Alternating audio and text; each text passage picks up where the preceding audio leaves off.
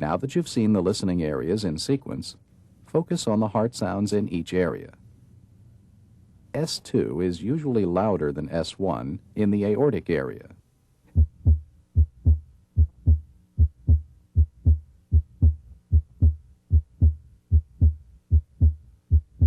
Please breathe deeper than normal. S2 is usually louder in the pulmonic area also. Note the late inspiratory splitting of S2. Its first component, A2, is aortic. Its second component, P2, comes from pulmonic valve closure.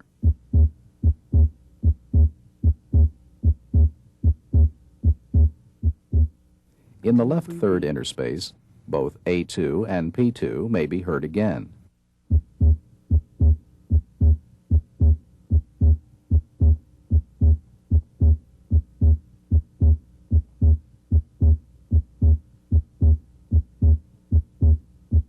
You may breathe normal now.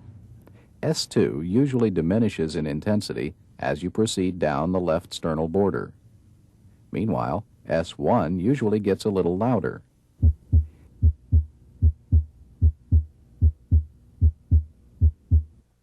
In the tricuspid area, S1 may sound split.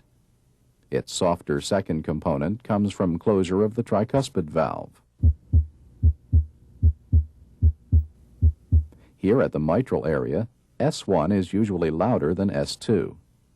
It comes from closure of the mitral valve.